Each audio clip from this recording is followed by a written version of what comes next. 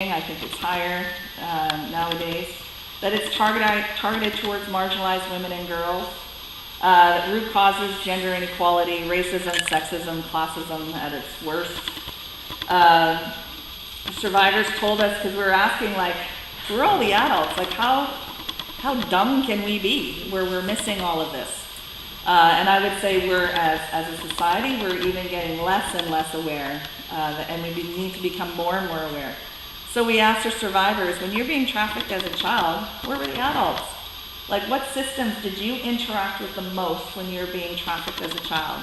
And number 1 is school, 2, child welfare, and 3, a youth-serving organization. And so they are walking amongst us. They may even be in our own homes. In fact, many, that's another trend that's starting to happen, that traffickers are not even taking girls anymore. They're living at home, sneaking out at night. And so that is that's a very scary trend that's happening within homes. And so education and awareness of everybody is critical.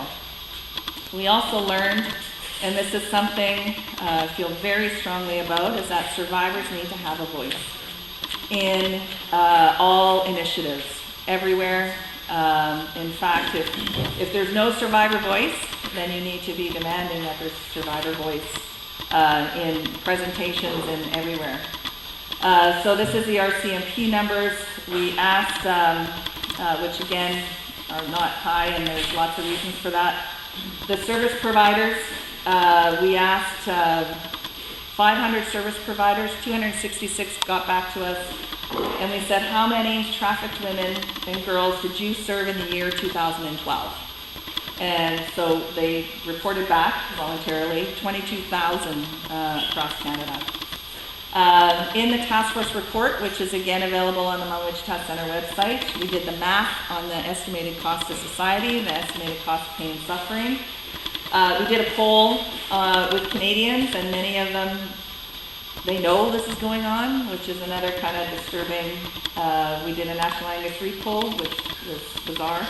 The inconsistent provincial and child protection policies, again, like I said, if your child welfare taps out at 16, which 6 provinces in our country do, that is a problem, because there is little or no safety net for those children.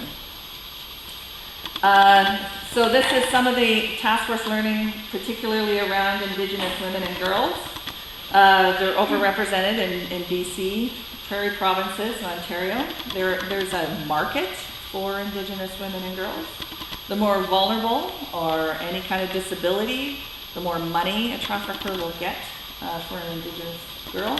The recruitment and the luring is really based on relationships. So they're going online and they're going, hey, I want to be your boyfriend, or you're pretty, come down, be a model. And so they're doing it based on relationship-based rather than for a promise of a job like other women. The violence by the demand is way more extreme for Indigenous women than it is for non-Indigenous women. They're criminalized more often.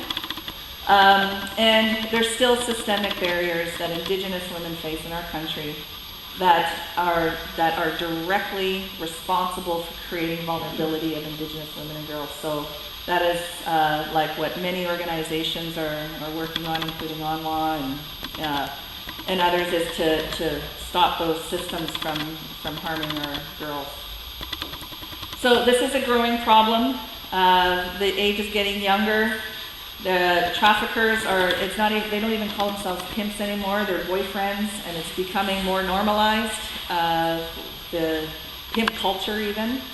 Trafficking is less visible because it's going online. There's not much you see anymore on the streets, but more online. And that traffickers are becoming more profitable to more people, and this is getting to, again, that industry part of it. Backpage.com, in 1 month, makes $43 million in 1 month just from their sex ads alone. And they will admit that at least 500 of those ads are trafficking children for the purposes of sexually abusing them. So this is what can you do? So I'm gonna show a video, then we're gonna go to break. Because the second part of my presentation will be on the solutions, on what Manitoba has done in our work. But this is, you can learn about it, you can speak up about it, challenge it, stop it, and change it.